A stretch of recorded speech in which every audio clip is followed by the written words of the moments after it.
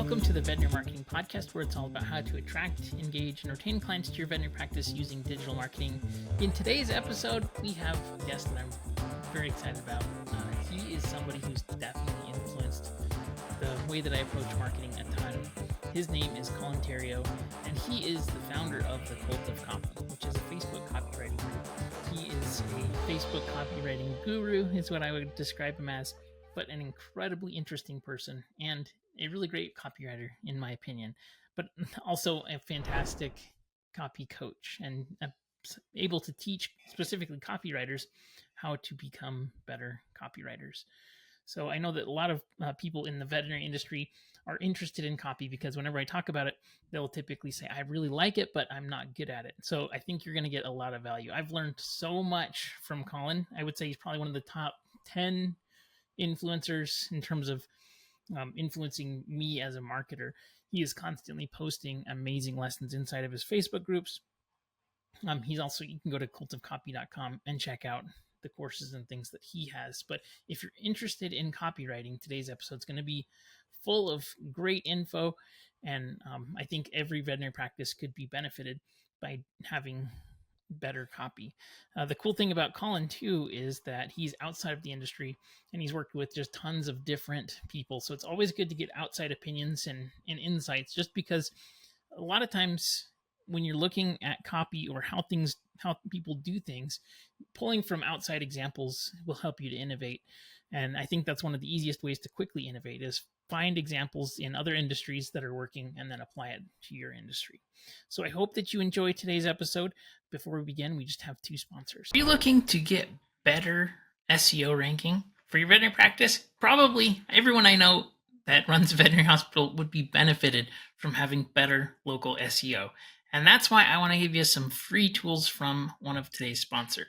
It is whitespark.ca. If you go to veterinarymarketingpodcast.com/SEO, that's veterinarymarketingpodcast.com/SEO, you can sign up to get a free account to give you some amazing SEO tools. Whitespark gives you everything that you need for better local SEO. If you haven't heard the episode I did with Darren Shaw, be sure to go back and look at it. He is the founder and owner of this company. It is fantastic. They have Google Business Profile Management, local rank tracking, local citation finder, reputation builder. They even have professional SEO services if that's something that you're looking for. So go to veterinarymarketingpodcast.com/SEO to check out Whitespark and the free tools that they have available for you. You won't be disappointed. They're really cool. Let me know what you think too. If you need help with any of that, please don't hesitate to reach out. But again, veterinarymarketingpodcast.com/SEO. Have you ever said to yourself, I wish I knew where these clients were coming from? If you've ever been wondering, what is actually driving conversions in your practice, then I have something that I think will be great for you, and that is CallRail. CallRail is a fantastic tool that allows you to measure and see where your conversions are coming from and which of the calls and call sources are driving clients into your practice. CallRail makes it really simple to not only see where your calls are coming from, but the AI tools that they have that track and record the conversation so that you can assign outcomes to the calls is amazing. I highly suggest all of the clients that I have use CallRail. And if you've ever wondered where are my clients coming from, you can try CallRail out for 2 weeks for free. If you go to veterinarymarketingpodcast.com/CallRail, you'll be able to try CallRail for yourself and finally know where your clients. Thank you so much for being on the podcast, Colin. I really, really appreciate it. As I was mentioning to you, I've wanted to have you on the podcast for years now, which is awesome to have you here. You've definitely been one of the formative internet marketing gurus and really helped to help me with how I think about copy and offers and all kinds of cool things. Could you tell people real quick kind of your background in marketing? Because I think it's a pretty unique story. Sure. I worked in web design and I got into SEO, and I was working at a company that sold wedding favors and baby gifts online as an e-commerce store. And this is like in 2008, when you would have like a Yahoo store that would compete organically on Google. So it was before Amazon and Walmart let you sell your stuff through that. And this company had like some SEO guru guys who were good at selling that kind of thing. Like they had their own stores, and then they taught other people how to do it, and they started this thing called StomperNet. It was Brad Fallon and Andy Jenkins, R.I.P. to Andy, who's been Andy passed passed away away. some time ago, but he was a great mentor to me. But anyway, I was working at the wedding favor company, and then they did this startup, and it was hugely successful. And they kind of headhunted away people that were working at the e-commerce stores to help out with StomperNet. So uh, I became the chief marketing copywriter when I volunteered to help because our writer was either sick or too busy and needed a helping hand. And Andy was like, "It's pretty good. Do you like doing this?" And I'm like, "Sure, it's easier than illegally wiring your rental house for Wi-Fi so we can work here." Yep. And uh, he's like, "Great, that's your job now." So I accidentally became a copywriter. I had no intention of doing it, no ambition to do it. So the way I got into it and studied was probably very different than anyone who was trying to do it on purpose. I had to get up to speed very quickly. We had a lot of talented marketing people there because it was like an educational sort of incubator. So we had lots of dudes who were used to like writing their own copy to sell their own stuff already. So anything that I wrote had top level people being like, "Do it this way, not that way. Look at this, read this book, not that one." So I didn't have to do any of that like hand copy 100 old sales letters longhand on a legal pad. I didn't do any of that. First thing I wrote sold, I think, 10 million bucks as a launch. And that's not because I'm that good of a writer. It's because those two guys were established in their market as influencers. We didn't call them that at the time. But that had a huge impact on the way that I write copy, realizing that if the messenger matters to the recipient, the message matters less. But you can use copywriting to make that messenger matter and have a personality that they like and associate with so that you don't have to be as good of a copywriter. Because people will ask me sometimes, like, what's the best email subject line? I said it could be anything as long as they care about who the from line is. Because then they're going to open it anyway. It doesn't matter what it says. Yeah, absolutely. If Warren Buffett sent you an email and it didn't have a subject line, you'd open it. Right, right. What does he want to say to me? Yeah. That totally makes sense. Yeah. So that's kind of, you said that I was influential in the way you think about copy. To me, that's what makes what I do different, is that it's focused on empowering the messenger and putting the value on them and making the recipient care about what that person has to say. Because when you do that, it's less about sneaky persuasion tactics. You can just talk straight with them. But the trick is you use copywriting to make them see that person as valuable instead of trying to sell them stuff. And then it's easier to sell them stuff. Definitely. Totally makes sense. So veterinary practices in general are not great at copy. And in fact, like if you look at most veterinary hospitals, you could take all of the content from one website and just copy and paste it on the competitor literally right down the street. Right. And you wouldn't know except for like the names, right? Uh-huh. So a lot of times their positioning that they go for is like, we are compassionate, we care more, we treat your pet like family, things like that. And I generally say that this doesn't really have very much value. I mean, it's good to know that somebody cares, but then at the same time, the practice right down the street does the exact same thing. Right. Like, which veterinary practice is like, if you hate your dog, bring them here. We're gonna even the ones that are the euthanasia practices where you're gonna put your dog down. Right. You know? Yeah. That's not really gonna make you stand out for sure. Absolutely.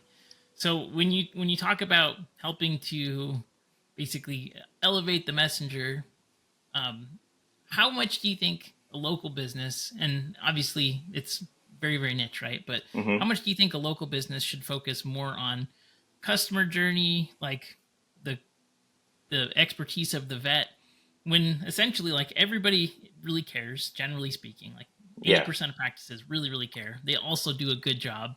So when you think about a business like that, where would you go with positioning and copy and things like that?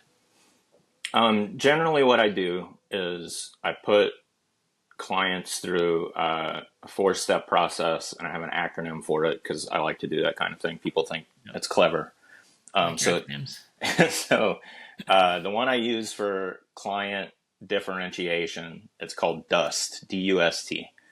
And the first thing we do is we want to make you different from everybody else in the area. And the trick is most people think that's when you describe yourself. How are you different? But the trick is it's way easier to be different if you make everybody else look the same, usually in a negative way. So I'm not saying you got to badmouth your competitors by name, but if you can talk about what other vets do that's not great and you do it differently, you almost don't even have to say you do it differently, because people make this presumption that if you're complaining about something negative in your field, you must be the opposite of it, because why would you complain about something that you yourself do? So if there's something like a typical one in almost any industry, they treat you like a number. We treat you like family. That would be an example of figuring out what is the commonality that all the other guys are doing that's just not the best way to do it. And maybe it's just for the sake of convenience, it's cost effectiveness, whatever the case is.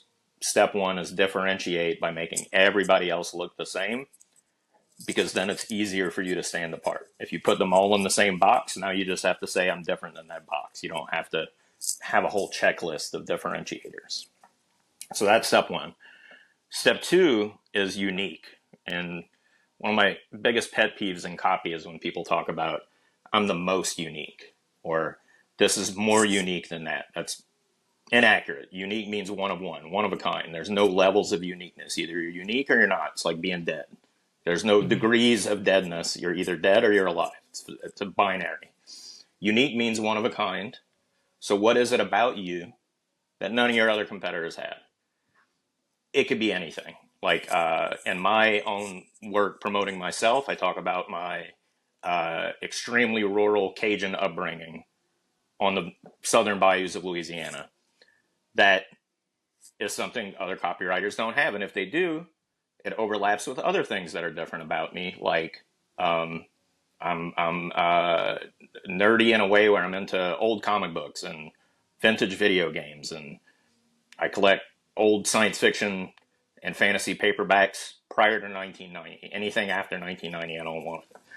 These are things that I talk about, and I connect it to what my work is. I use metaphors like an example is 30 marketing lessons you can learn from playing Super Mario Brothers. It sounds stupid, but anybody who is my age and into the things that I am connects with it. And it's not completely unique marketing lessons. It's just presented in an interesting way that is unique to me. So you can find that uniqueness by overlaps that sort of, if you think of it like a Venn diagram, I have this background and this story and this educational experience and this hobby. Those things overlap, and there's a little area in the middle where I'm unique. I'm the only guy who has that combination of stuff.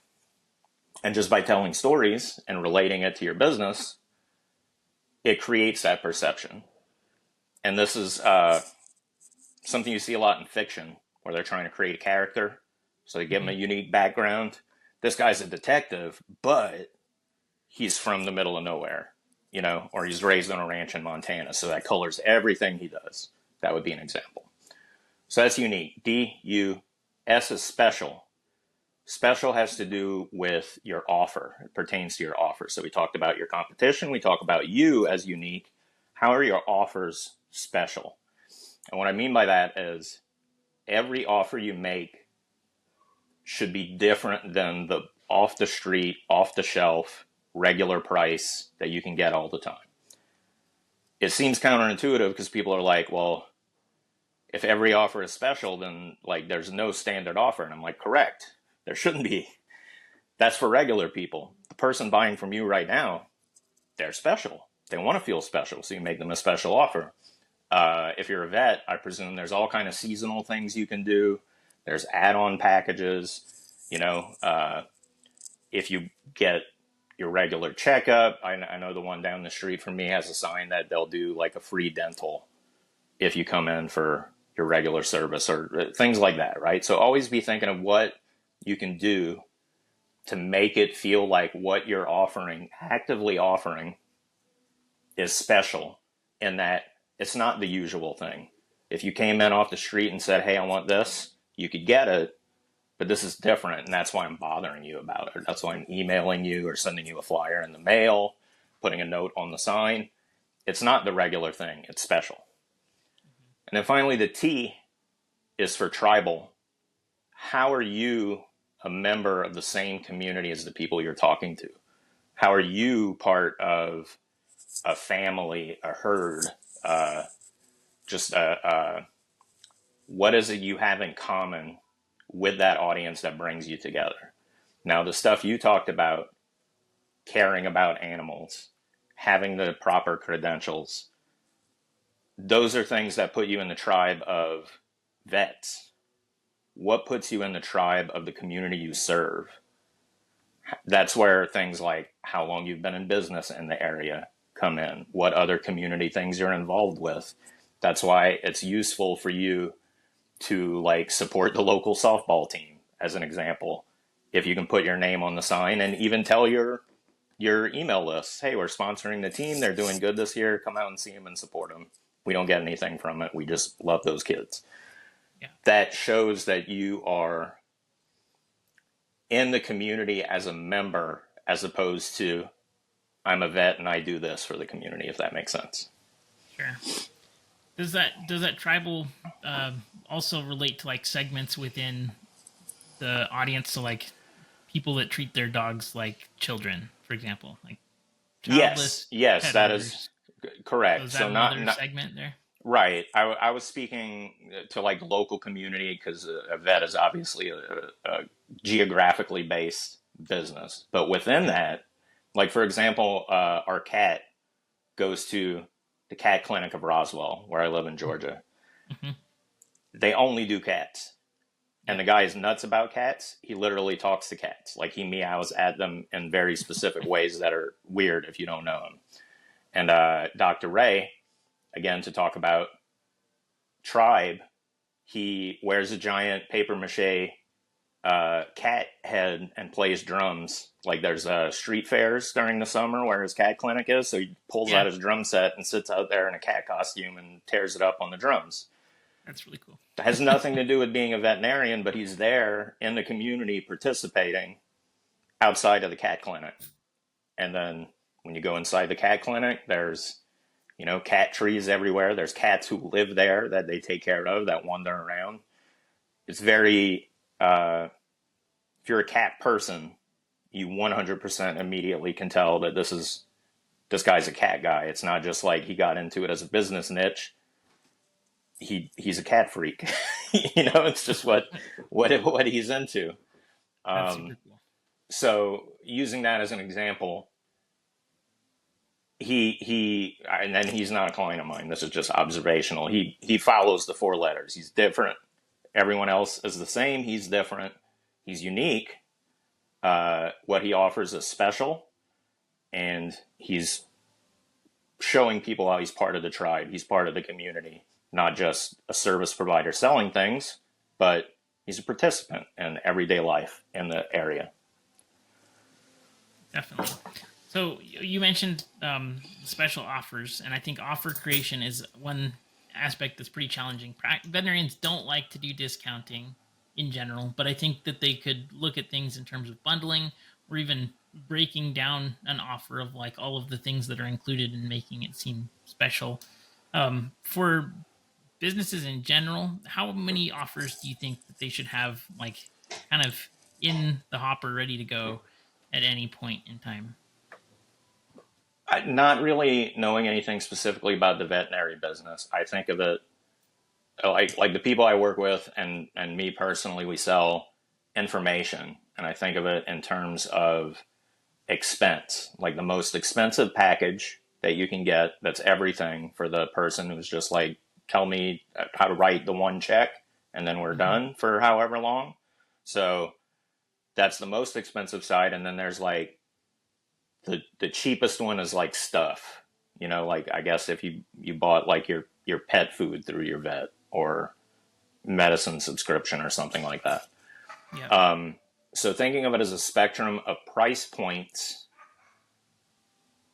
you do like the major, most expensive thing quarterly, for example, and then the next thing monthly. And then like the cheap stuff you can just have available all the time. Like check out our web store at the footer of every email. So it's the kind of thing where offer something every single time you're messaging them, but it can be very soft offer, just making it known that you're available. Like my simplest soft offer is, let's do a consultation, right? So 1 hour of my time available anytime. That's for sale as a standard thing. Anytime I do, like if you check me out anywhere, you know I'm available for hire for that. It will point you to that. Yeah. The number of offers, you want to make it so that you can communicate. I think any business, you want to communicate with people every day. Now, I don't typically deal with regional businesses that might be annoying to your customers, but maybe the best customer available in your area is the one who wants you to email them every day because that's how much they love their pet or whatever. Even if you're not emailing every day, having content of some kind, like just a blog about what you do. And this can be, it doesn't have to be an endless hamster wheel of creation. I call it a great loop of content that's a year long and all of it is evergreen. It's frequent enough that it looks like I talk about my area of expertise all the time continuously, but the path is long enough to where even if you read what I write every single day, by the time it loops back around, you've read so much more that it's not going to be like, oh, this again. You know what I mean? Yeah. So you have that. Let me back up. That's kind of what the internet requires for you to have visibility is constant engagement. Yeah. Within that frame, offers at least once a week, something special, an excuse to contact people and say, hey, get plugged back in, spend some money with us, we'll take care of you. So having a special weekly deal of some kind, I think, is probably the sweet spot. Definitely. Because then you have an excuse. That's one of the reasons why you want a special offer is because it's self-justifying. Why are you emailing me today to buy the same thing I can get any day of the week? Well, you can't. You can only get it now. It's special. That's why I'm bothering you this week. It's only available this week. Definitely. And most veterinary practices don't do email at all. Wow. It's a huge potential. It's pretty crazy. And if they do, it's maybe once a month, and then there's actually no call to action in the emails that they send. Oh my gosh. So they'll send an email, and there won't even be like a phone number in there to call to set up an appointment. Generally. Yeah, I had a client one time that was they were very embarrassed because they were like, this ad isn't working. What can we do? And I'm like, well, what is it you want people to do? And they're like, we want our phone to ring. I'm like, well, you should probably put your phone number on it. And then there were, crickets. That's exactly. I'm like, what do you want them to do from this email? They're like, we'll read it. And then they said, okay, is that all? Because you don't have a website. Right, or phone in there. right.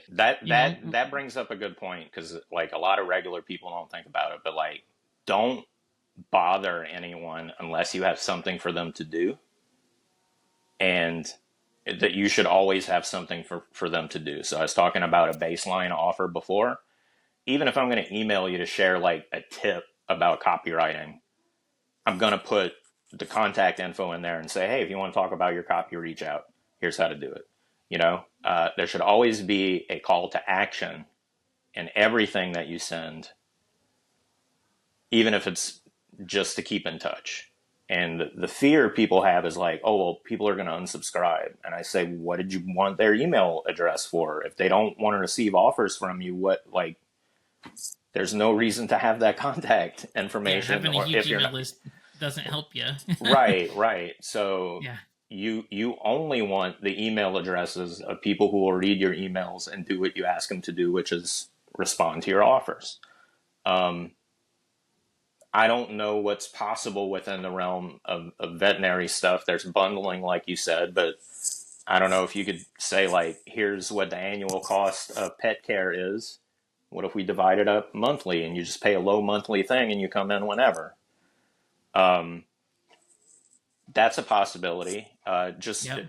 looking at what your competitors offer and offering something different, just an alternative, but a meaningful difference. Like, if you don't like that for this reason, we'll do it this way.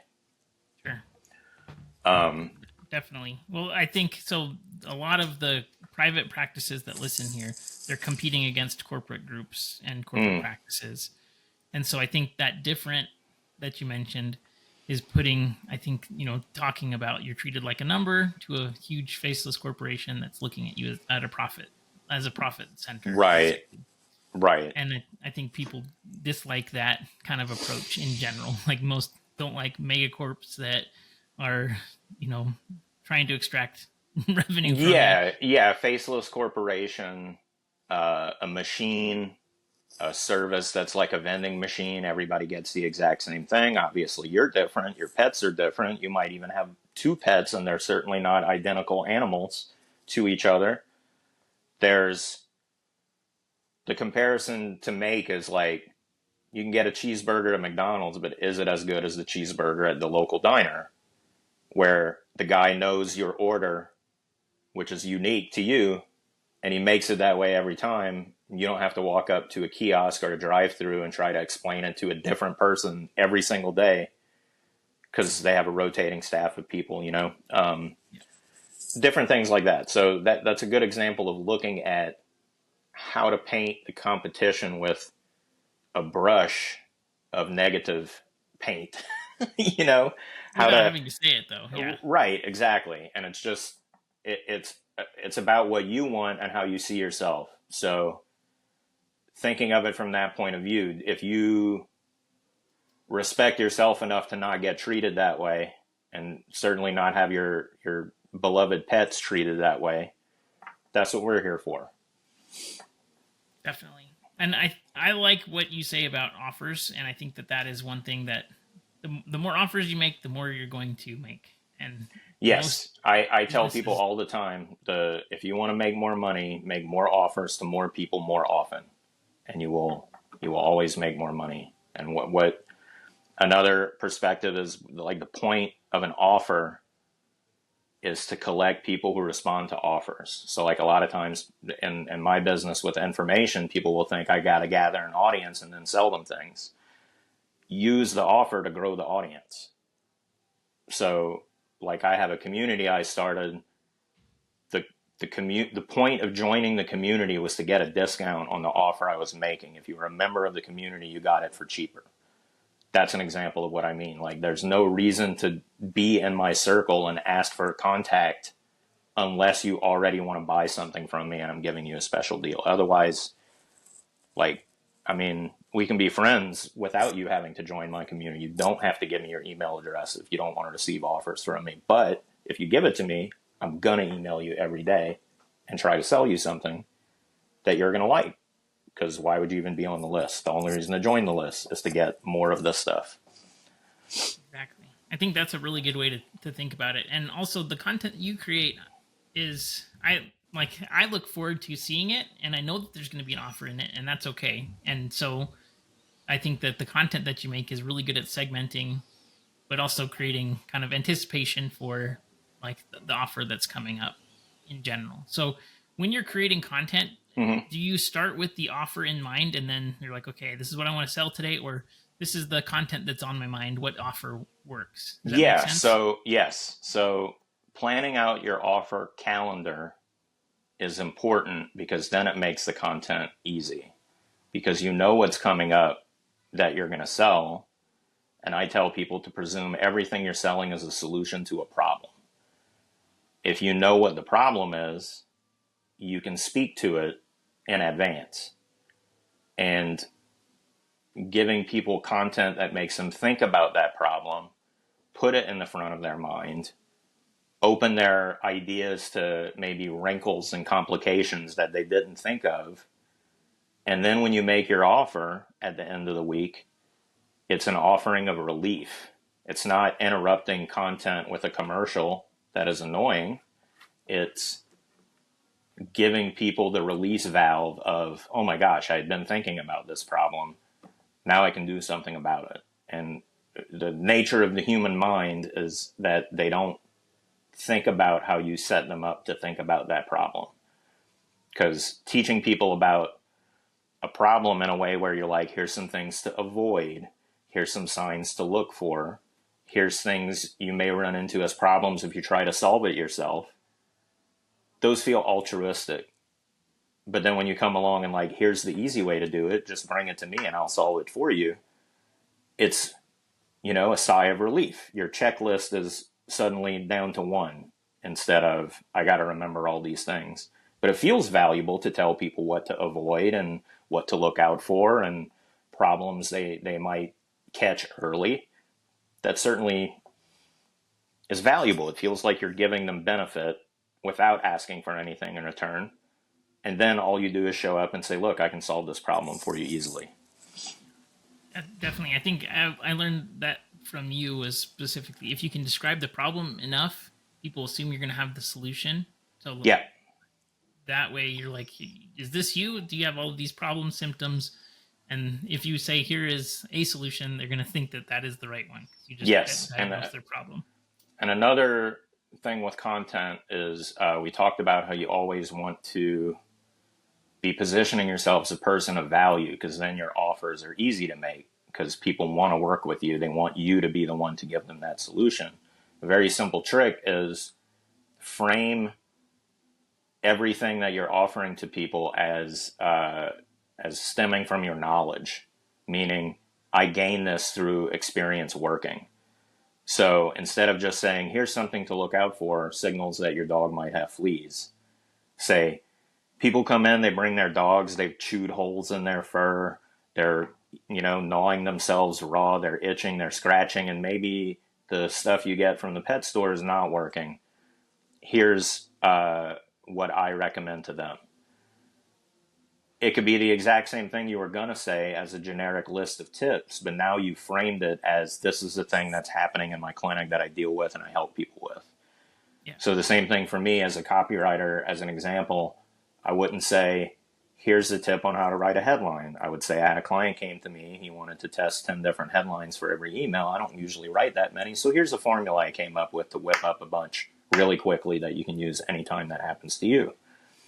Now, all of a sudden, the context of that message is different. I'm included in it. The fact that people come to me with their problems and I solve those problems and I share those solutions with people who are paying attention to me.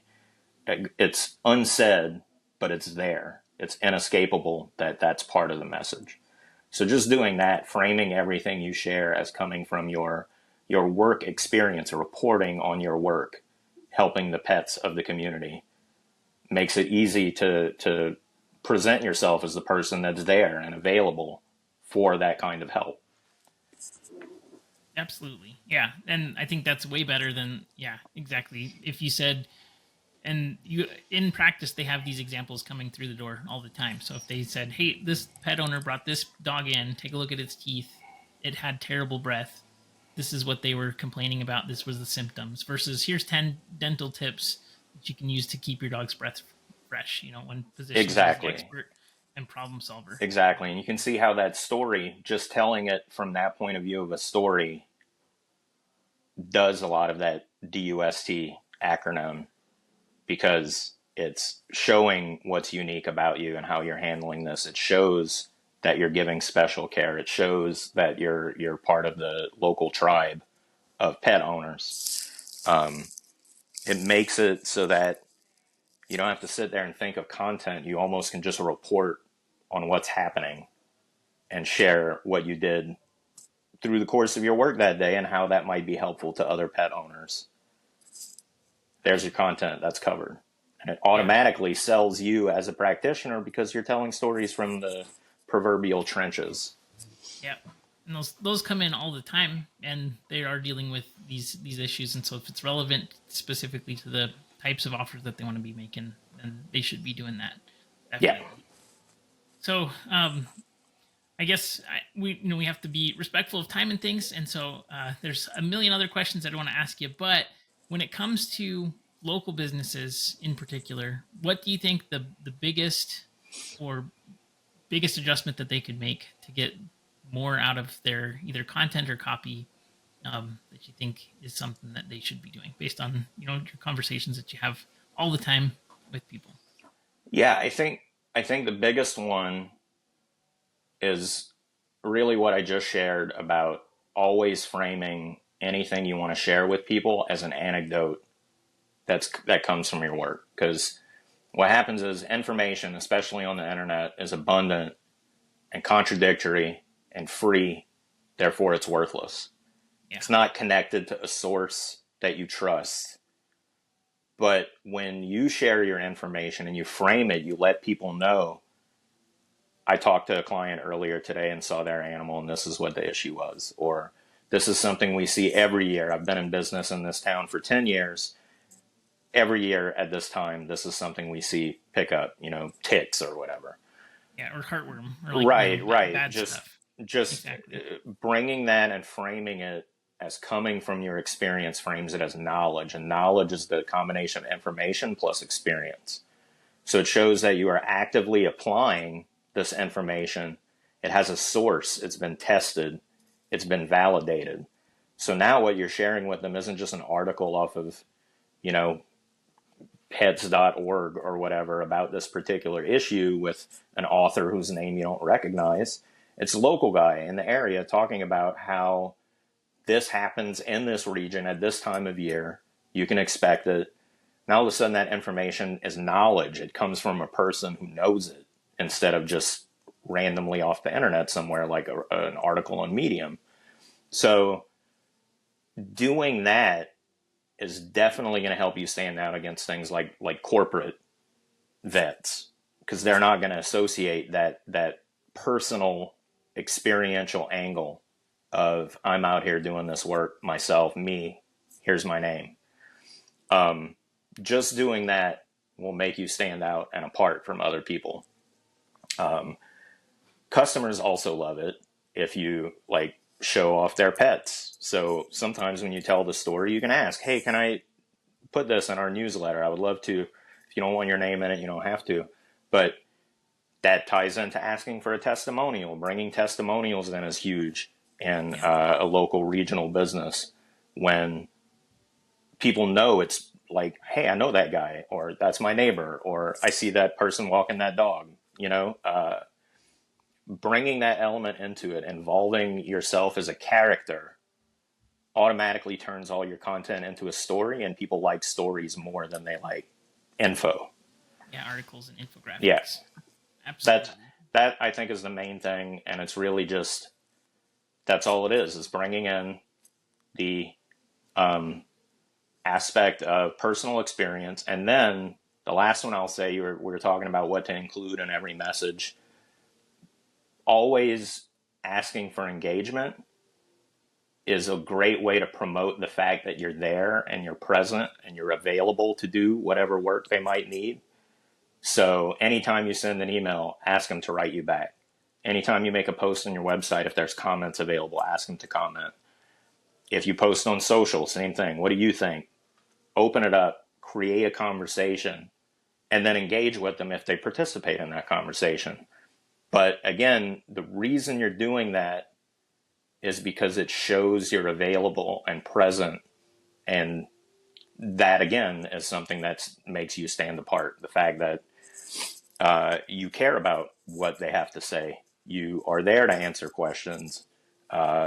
People answer questions are asking to be sold. So inviting that opportunity, showing that you are involved and engaged, it works even for me. I'm not a regional business, but people are surprised when I tell you in my daily emails, write me back, and then I respond to it, which apparently not a lot of people in my field do. Absolutely. Yes, it is really me. It is my real email address. I'm the guy on the other end of it. It's not just broadcasting into nothingness. I'm trying to have this conversation with you, because if you're the kind of person that cares about this stuff, that will talk about it with me all day, you're an ideal customer. And I don't know that veterinary medicine is the same way, but by you being the guy talking about it constantly, that's the hallmark of an expert, of a master practitioner, is like, I can talk about this all day, every day. And anytime you need me, I'm here talking about it, ready to help you. Absolutely. And I think that does illustrate that you care, right? Which they're trying to differentiate on, that they really do care. Yeah, it's And one thing to say you care, but showing it by being like, hey, let me know what you think. And then when they get back to you, you're like, oh, yeah, let's talk about it real quick. yeah, just reply to this email. And that's what email's for, is Mm-hmm. replying, but people use it like a megaphone, right? They just want to Yeah. shout into the void and not get Mm-hmm. anything back. My Except for buy my my stuff. One of my biggest pet peeves is when they call it an email blast. I'm like, no one wants a blast. Like, that doesn't sound fun when you're on the receiving end of a blast, because Sure. like it's just, Totally. yeah, like, let's blast people in the face with this email. And I don't think they're gonna like that. I think you should just ask them some stuff maybe instead of a blast. I like that approach a lot. Where's the best place for people to get your wisdom? Cultofcopy.com. I have a blog post every day you can get on my email list, which is the same blog post but has sort of exclusive tips. Now, I will tell you, my audience is copywriters, so it's copywriting stuff for copywriters, but it's not super jargony or anything. Try it out, see if you like it. Maybe you'll get into it. I know several people who were copywriters in their own business who got to like it so much they got into writing copy for other people, even their own competitors, which is kind of weird. But I'm all for turning your competitors into customers. If everybody's imitating you, that means you're the master, right? So all that to say, if you want to learn more about copywriting, like I said, it's not strictly for lay people. It's not like, hey, beginners, but if you want to learn more about what I do and how I do it, cultofcopy.com, and you can subscribe or just read the blog, see if it's for you. It's good stuff. I definitely suggest people reach out to you, and maybe the people will recognize some of the copy tricks that I've used, especially in offers for my extremely intelligent audience. You know? Yeah. I mean, there's I hear a lot of times, hey, I saw. I started following you, and everything that you teach how to do, I see you doing it. And I'm like, yeah, that's literally the whole point. Exactly. So I can't recommend you enough. Everybody go to cultofcopy.com. You have a really great Facebook group too. And so I appreciate your time so much, Colin. Thank you. Well, thank you for having me. And I hate to rush, but let me know if you have any follow-up. Thank you. All right.